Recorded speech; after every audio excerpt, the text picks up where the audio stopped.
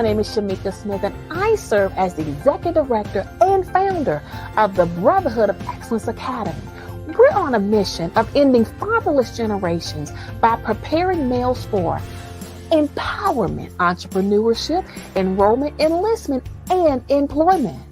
As we continue on our veins of empowerment, we will be launching our virtual Saturday enrichment sessions starting Saturday, September the 11th, 2020 at 9 a.m. For more information, visit our website at www.brotherhoodofexcellenceacademy.org. What your son or your grandson or your nephew will be hearing is individuals, particularly males, that have lived experiences of what it means to be a male in our current society. Many are shared of their personal experiences, of their journey from boyhood into manhood. And so we hope that you will come and join us starting. It'll be a monthly broadcast starting on September the 11th, 2021 at 9 a.m. To learn more about the virtual Saturday enrichment sessions, please visit our website at www.brotherhoodofexcellenceacademy.org. We look forward to sharing this time together starting at 9 a.m. Take care.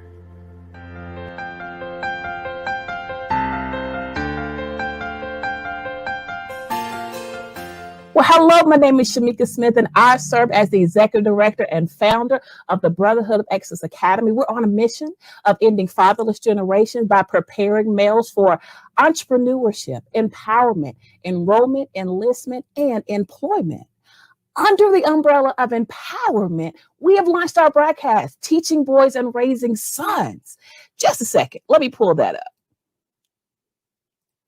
Teaching Boys and Raising Sons. And so I am truly excited to have with us on this day, LeJuan Walker. So welcome to the broadcast, LeJuan. Hey, thank you very kindly for having me. I greatly appreciate it. I'm glad to have you. So Mr. Walker is going to tell us a little bit about himself, a little about his background, and then we'll get started on our topic today, which is what is manhood? What is manhood? Take it away, LeJuan. Thank you, Ms. Smith. So I am LeJuan Walker. I am a native of Tallahassee, Florida. I've resided in North Carolina for the past almost 14 years. And during that time period, I worked primarily with the youth. I began primarily in the mental health field for about 7 years, residential supervisor, day treatment, intensive in-home, community support.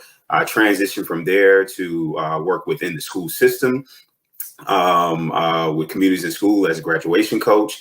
I am currently an educator or teacher at Rocky Mount Middle School, where I teach social studies. So again, all of my graduation from high school has been more of with the youth. Excellent, excellent. So can you tell us, or how do you actually define manhood? That's such a beautiful question, and it's one that can seem to sometimes vary depending on who you ask. But as I understand it, manhood is defined as being able to protect, provide, and produce. Now, to elaborate somewhat on those, providing, we often have the mentality that it's all about finances. But sometimes I ask the question is, would you rather have your parent, or primarily speaking of fathers, there to be at your graduation or to give you money? Money is important and economics is important. That's not to take it away from it. But the reality of the situation is being able to provide support, being able to provide a place of security in a sense of love, of a place where someone can actually give you some insight of what life is about.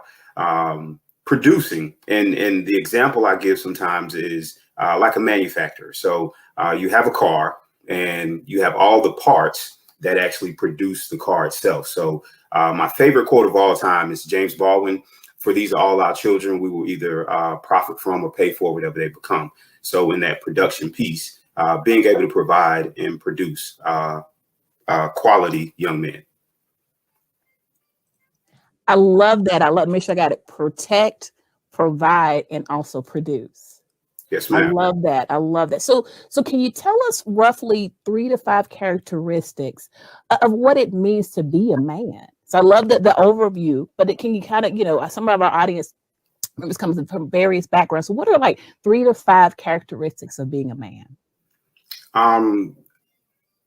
Loyalty, of course, and loyalty has a way of being impeccable in your word. Loyal to what you say and what you do. So loyalty is primarily a very important one. Responsibility, and I know that can go male and female, but men are often judged by how responsible they are or the lack of responsibility that they provide, and just being willing, in a sense, to a sense of vulnerability. I know you don't associate that with manhood, but that's one of those characteristics that we don't oftentimes get to express and show. It's the human nature of us that we don't often have. So I would say those three fit within characteristics of manhood.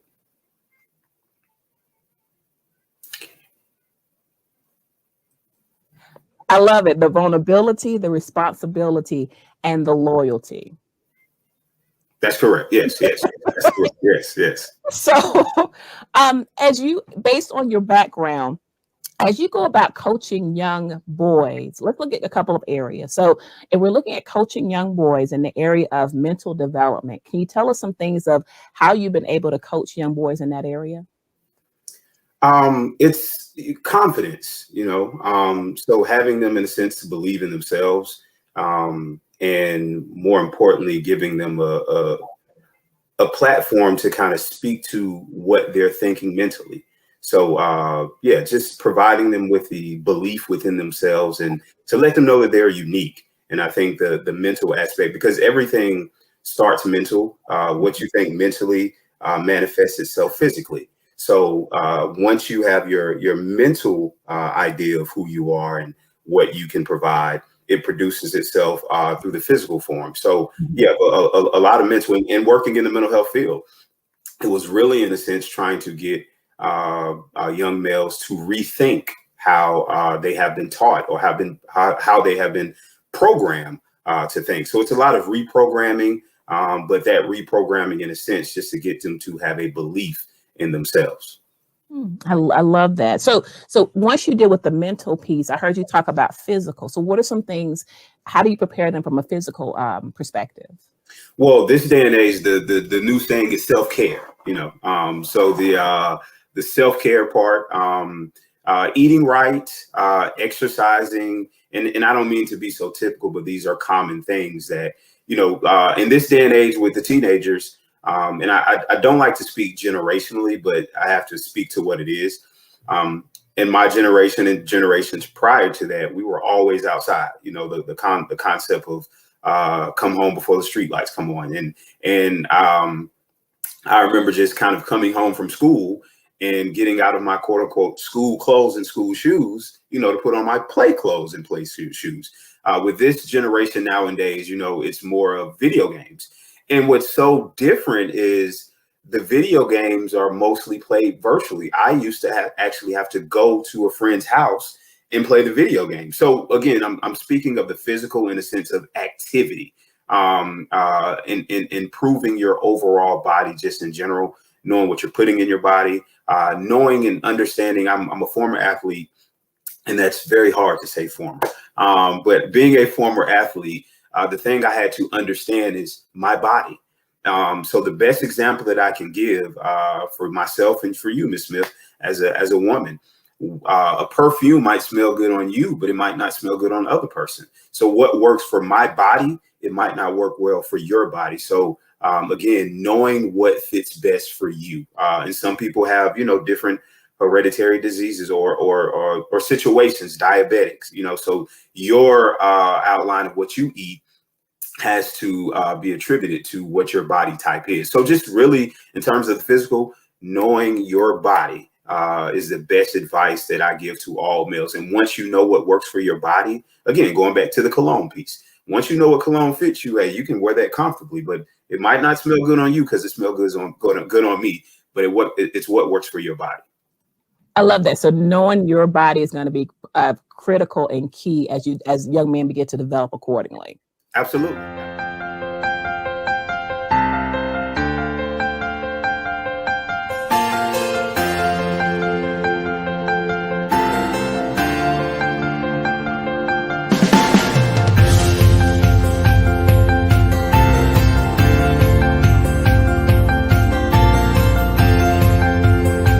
My name is Shamika Smith, and I serve as the Executive Director and founder of the Brotherhood of Excellence Academy. And I have invited our board members to come and share with you why they choose to be a board member.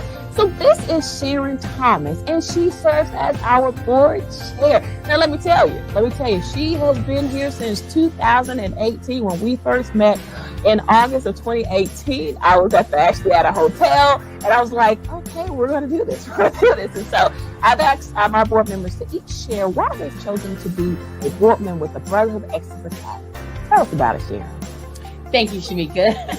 So I am a board member of the Brotherhood of Excellence Academy because I believe in the vision. I believe in the vision of seeing every male discover and fulfill their authentic destiny. There's something about that word authentic that hits me in the gut, and discovering the place they belong. I'm all in when it comes down to intentionally finding that out authentically. So I believe this organization is also an answer to prayers that were prayed concerning the end of fatherless generations. And I loved that, especially when you shared with me initially why you were birthing this organization. And so God raised you up, Shamika, the founder, and you gave birth to this organization that provides an answer for our young men and their legacies, what's to come after them. So I wholeheartedly loved it. And I was like, I'm in. Thank you, Sharon, so much for sharing.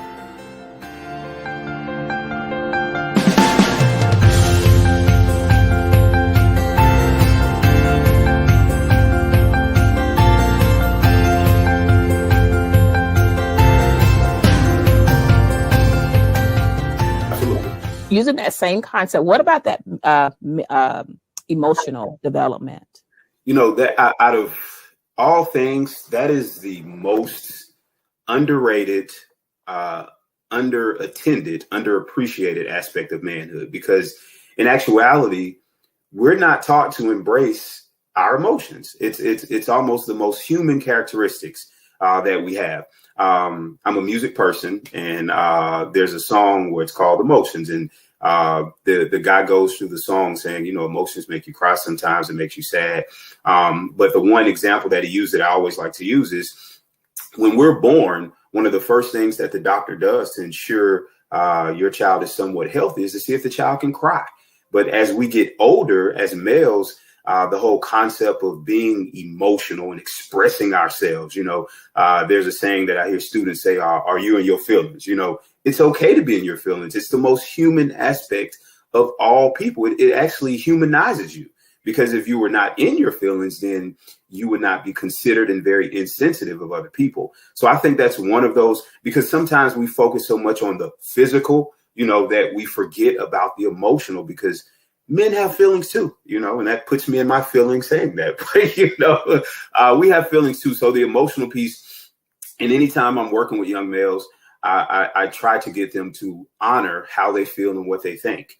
And by honoring how you feel and what you think, you get a better understanding of yourself emotionally. And that transfers oftentimes to, because men haven't been taught to embrace their emotions, we do things aggressive. We punch holes in walls, we kick stuff, we curse, you know, we storm out. We do all of these things as opposed to just actually talking about it or acknowledging that we have feelings. So like I said, I elaborated quite a bit on that one, but that is the piece of manhood that we just don't really address, because it seems as if, like, if you have feelings, then you are less of a man. And, you know, one thing a man doesn't want to be is, I'm not a punk. You know, it's not about that. You know, it's just about, again, being human. And I just think we're robbed of that because we don't have programs like Brotherhood Academy that can kind of teach those aspects of manhood again. And just, you know, kudos to you for what you're doing, because it's a missing gap and it's needed. You know, I am an understanding of myself, of learning about manhood as I go along, instead of having that, you know, as I matured as a young man. So emotion that's huge. That's huge. And I'm just a big proponent of trying to get males to go there, to go to that place and be okay with it, you know. So Yeah, it is a big challenge, particularly if you've grown up in environments where there's this understanding that because you are a male child, you are not to be able to express your thoughts or express your emotions, or, that whole sit down and be quiet, or make sure you stop crying, or men don't cry, that kind of thing. And unfortunately, a lot of males will internalize that concept and say, I can't be emotional, I got to do X, Y, and Z. And then when you're now talking about a future spousal relationship where there is a desire to hear emotions and to be vulnerable, there are some men that may struggle with that.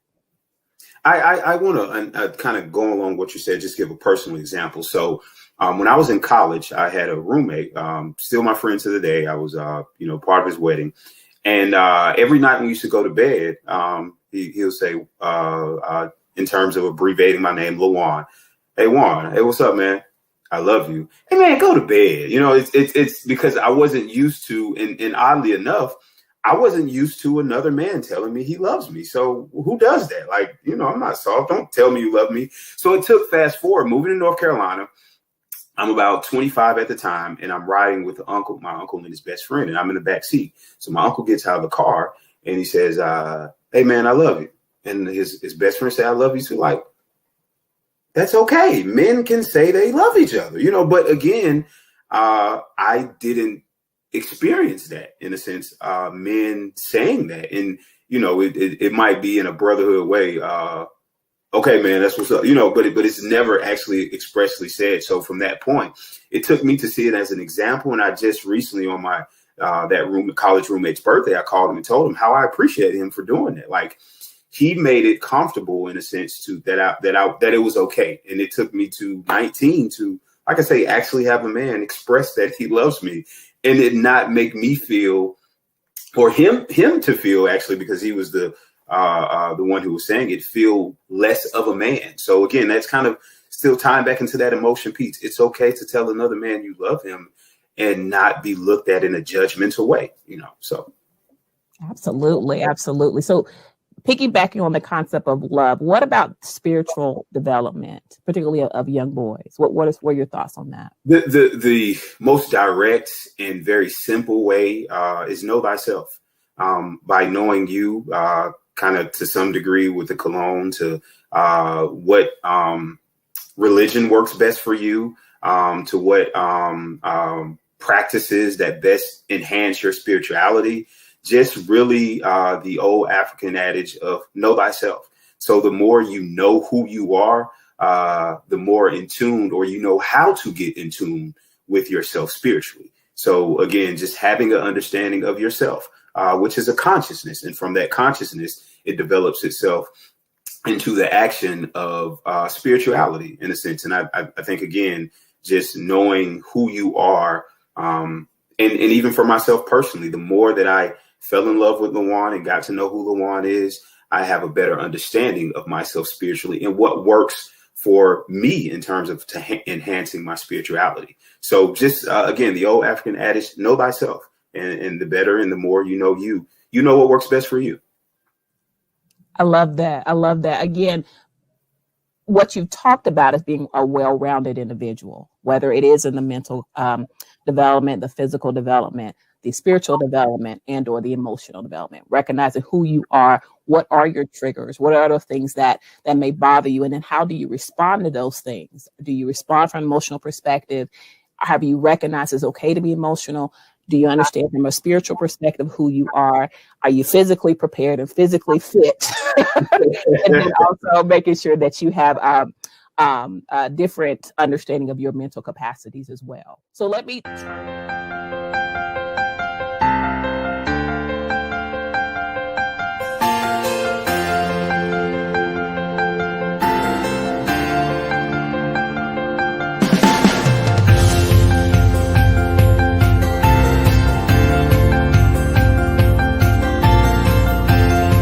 My name is Shamika Smith, and I serve as the Executive Director and founder of the Brotherhood of Excellence Academy. And I've asked my board members to come and share why they choose to be a board member with our organization. So this is Tanisha Campbell Cole, and she serves as our treasurer. So Tanisha, tell us why you chose to be a board member.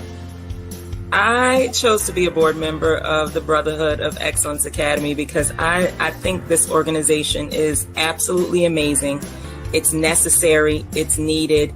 We don't have enough opportunities for our young men of color to be engaged and enriched and empowered. And as a mother of 3 sons, I just, learning about the organization, knowing the founder, Shamika, and all of the passion she has for this work, I said, sign me up. I want to be involved because I think we need to have people who are focusing their energies, efforts, skills on helping to enrich and empower young men of color. It's so necessary in society today. There's not enough of it. And I just think that this is an amazing organization. I'm ready for my sons to be involved in it from start to finish. And if that's how I feel, then I know that I want to be a part of it because I know that there will be great work done in this organization and it will be here for decades and decades and decades to come. We are just getting started. And I'm just so excited that there's a platform for us to engage in this discussion around ending fatherless generations. Thank you so much, Tanisha. Thank you so much. And again, I remember Tanisha and I used to work together at full disclosure. And I remember I was in her office and I said, would you consider just kind of let me know, no pressure, just kind of let me know. And she has done a phenomenal job and really helping me with my area of weakness. And so I do appreciate that. And thank you so much for being part of the board. Absolutely, Shamika. And I remember that day too. And you were like, would I consider? So when can I start? It's been a wonderful journey from the start. And I feel privileged to be a part of this organization and be a part of this group of change makers. I feel like we are making a big, big change and will be continuing to make a change in the lives of young men and giving them an avenue to really explore themselves and feel confident in who they are as people, but then also give them the opportunity to have models to see what they can be. So it's a privilege. It's an absolute privilege. I'm happy to be here. I'll be here as long as you will keep me. All right. Thank you, Tanisha.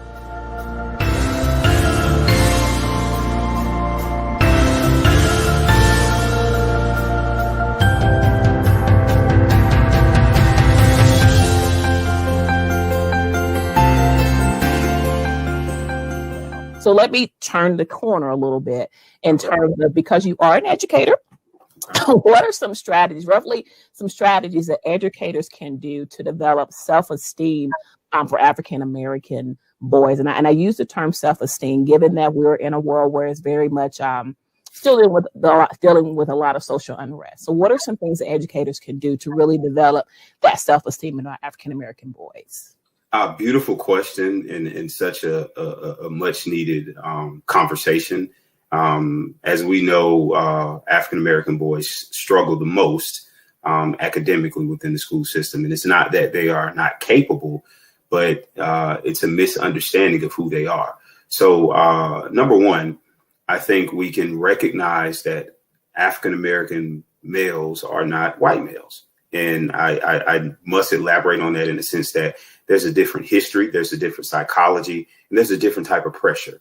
So we have to be honest about what Black males face in this society. And until we can actually be honest about that, we will continuously fool ourselves to expect the same expectations that you expect from other men. And I'm never the one to point the finger and just always look at society, because we play a role too.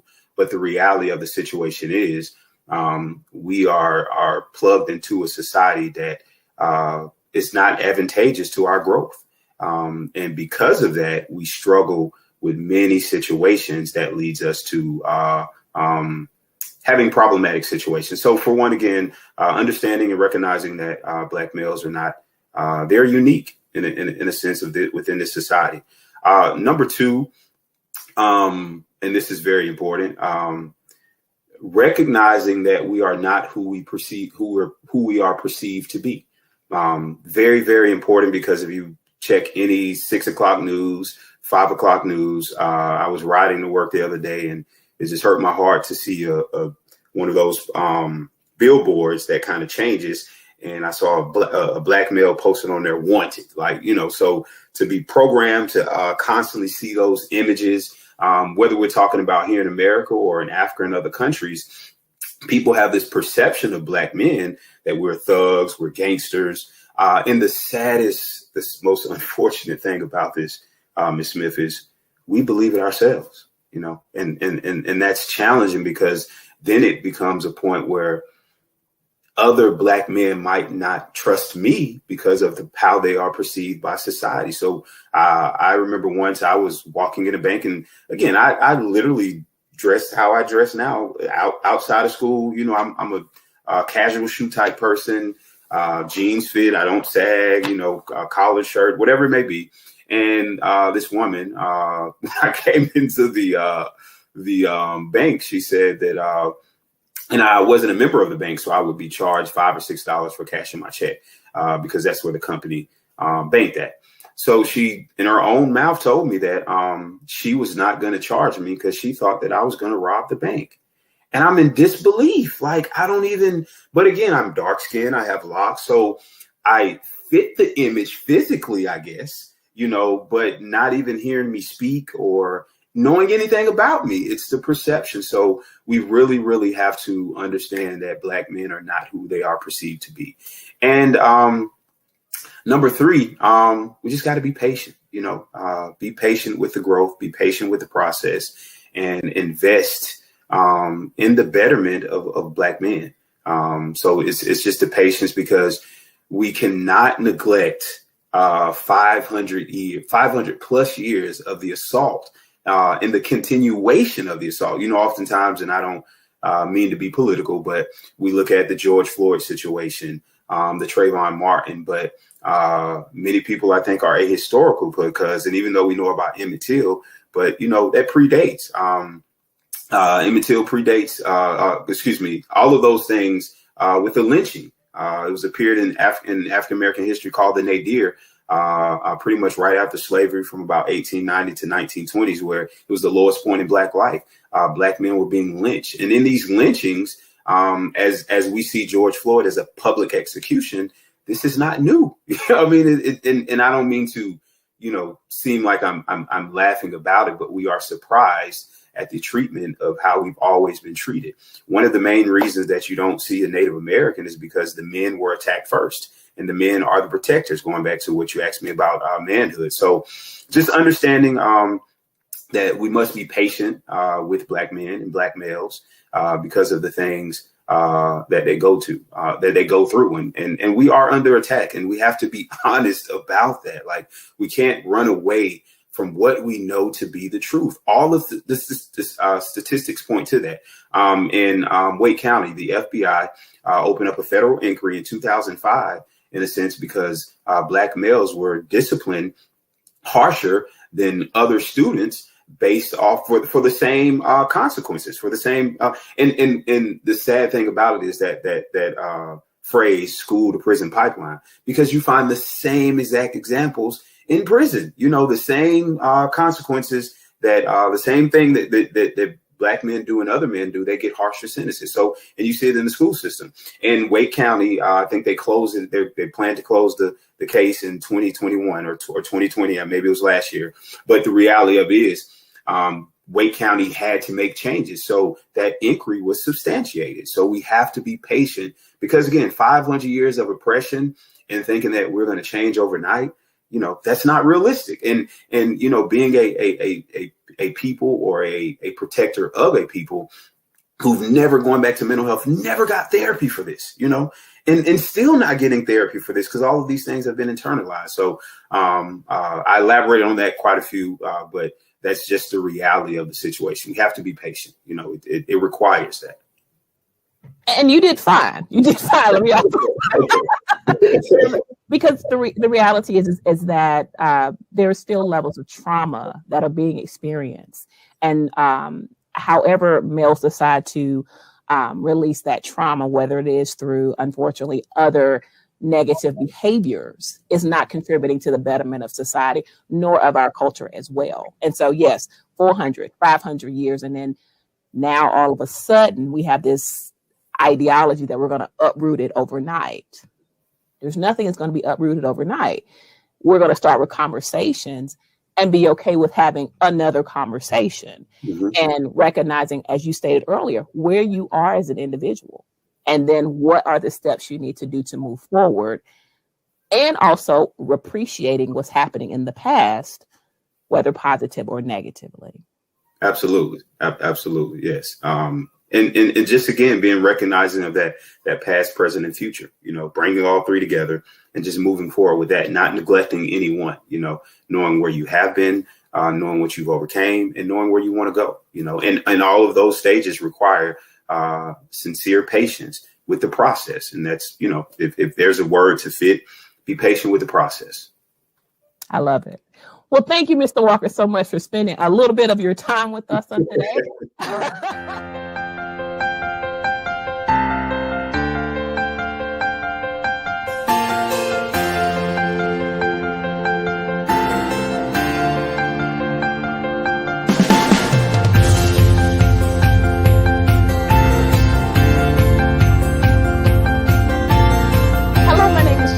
And I serve as the executive director and founder of the Brotherhood of Excellence Academy. And I've asked my board members to actually come and tell us why they have chosen to be a board member with the Brotherhood of Excellence Academy. So this is Tamala Anderson, and she serves as our secretary. So Tamala, why did you choose to be a board member?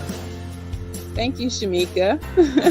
I want to say that it's a cliche, but I believe that it does take a village to raise our children, culturally speaking, and just wisdom, the wisdom behind having a group of people that care about your children, in on the experiences they have, their education. And so I wanted to be a part of the brick and mortar of a foundation. So when I was asked, it was very prayerful for me, because I wanted to make sure I could commit to it. If you know Shamika, that is excellence and commitment. As long as I've known her for probably 20 years now, excellence and commitment. And I wanted to be able to step up to the task, to be able to be an asset to this organization. And I want to share just my son, who recently graduated, who was raised in a program similar to this, and he has his own personal quote. It's and it says, "Live a legacy, leave a legacy," and that essentially is what I want to do. I want to, even if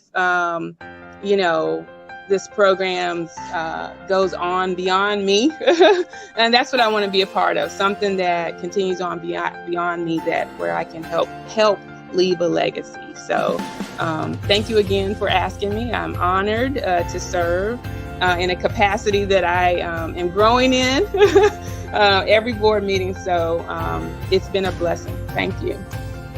Thank you, Tamala. I remember what I asked her, she said to me, "I'm going to pray about it." And what she didn't know is a whole lot of folks told me that. So I said, well, amen, praise the Lord. And when she came back and she said, "Okay, I'm ready," I thought, oh, she actually prayed about it.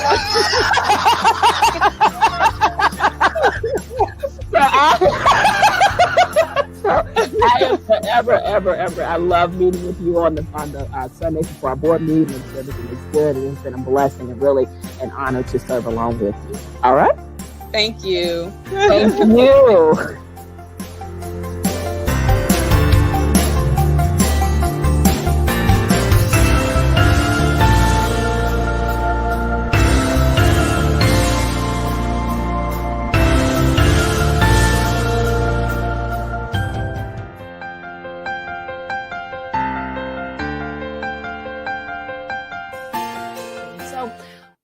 As you know, we are a 501c3 organization with a vision that every male will discover and fulfill their authentic destiny. We're on a mission of ending fatherless generations by preparing males for empowerment, entrepreneurship, enrollment, enlistment, and employment.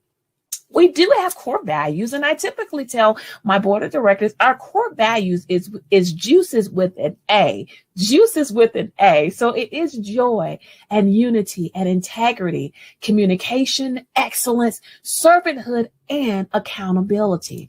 I have the awesome privilege of serving under this leadership team who represents our founding board of directors. And so we're always in the process of looking for other individuals who would like to serve on our board. So please visit our website to learn more about how you can fill out an application to be a part of our board of directors.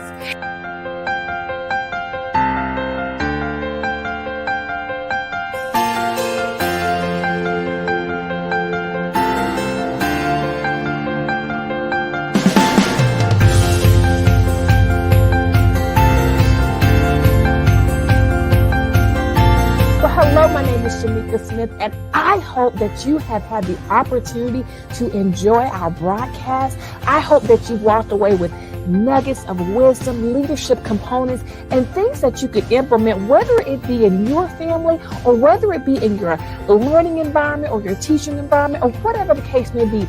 Our hope and our prayer is that you walked away with something that is very tangible that you can use immediately. If you have enjoyed this broadcast, take a moment and share it with others so that we can continue to spread the word of how we are utilizing the component of empowerment through our broadcast, teaching boys and raising sons, so that others can be empowered as we all walk in this thing called life together. Also, if you are looking to donate to an organization, please consider us. We are a 501c3 organization, and so all donations are tax deductible. Once again, if you are looking for an opportunity to give in order for us to continue this broadcast, visit our website, also listed below, but also take a moment to just donate or share or let individuals know of the great work that we're doing under our broadcast, teaching boys and raising sons. We are so honored and privileged that you have taken time out of your day. We know we are all busy. And we are so excited that you have taken time out of your day to come and learn a leadership nugget, a word of wisdom, or something that we hope that will encourage you on your journey. Once again, I am Shamika Smith. I serve as the executive director and founder of the Brotherhood of Excellence Academy. Again, visit our website located at the bottom of your screen, and we look forward to seeing you next time. Take care.